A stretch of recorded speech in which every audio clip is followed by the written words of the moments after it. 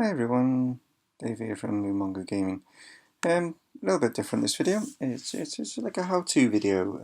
I've had a few people ask me about how I do my thumbnails, and I'm no expert on Photoshop because that's what we're going to be using today. But it's just my way of doing my thumbnails. So, like I say, I'm not an expert.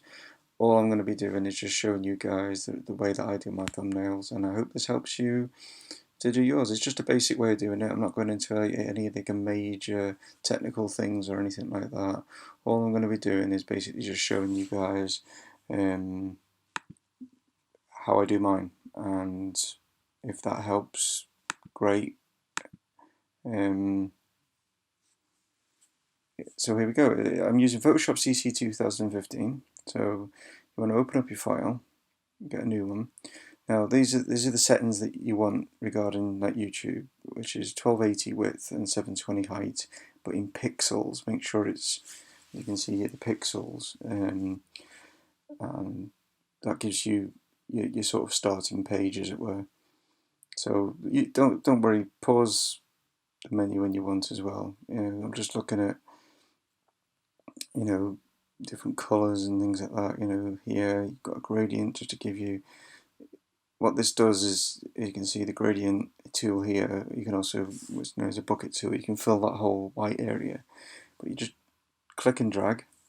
That gives you this sort of, I've used black and red in this instance, but you can use any colours you want. It's just to give you like a gradient thing, just gives you something maybe that stands out a bit. Then if you go into open up file, place, place a linked. I've already got these saved. These are like PNG photos that you can get off the web, and this one in this case is obviously The Witcher.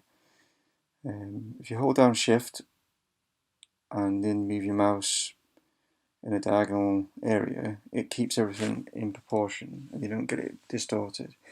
And you want to get it to a size that, obviously, what I'm doing is moving this to give you an idea of what the different sizes that people will see this thumbnail on, like different things like the phone, or obviously laptops, computers, TVs, things like that. When you're happy, click the tick up above. Over here is the layers.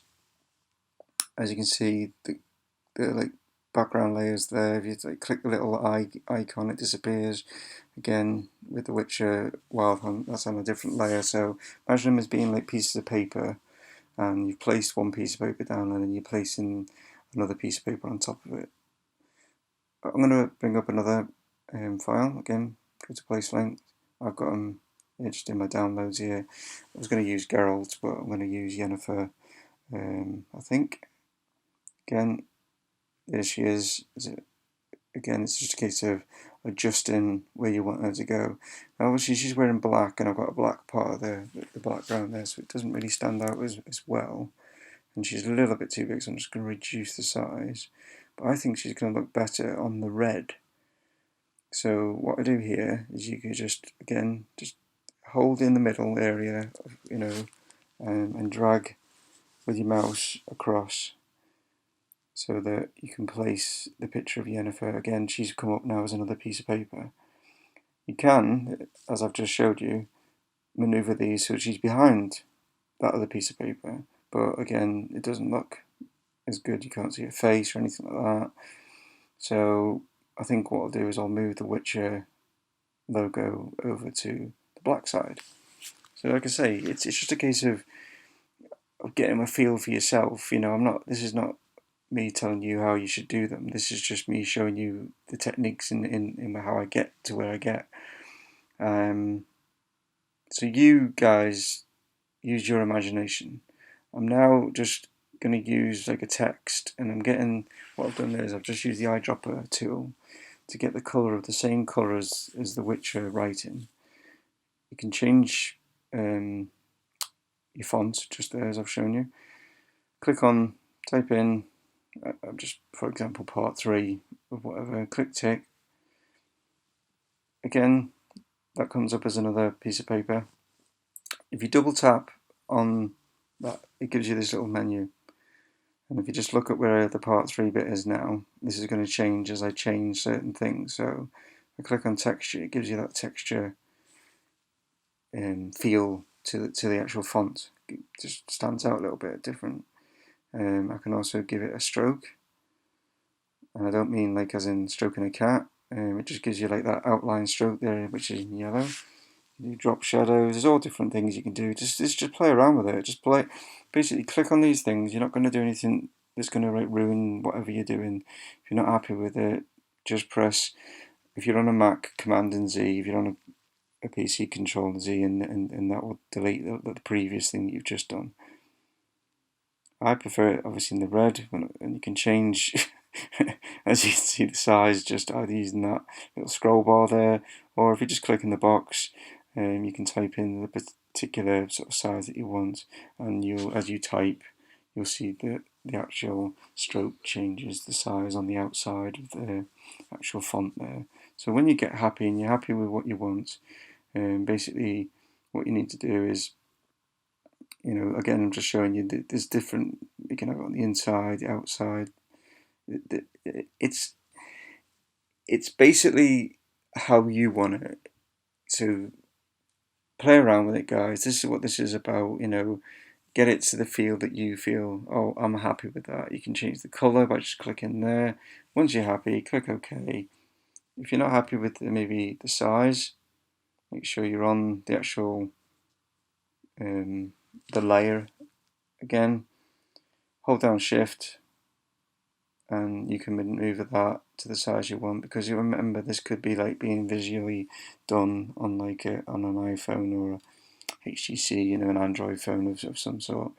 But that's the basics of it. You can see it's not amazing. There are a lot of better thumbnails out there, but when you go to save, just choose to save it.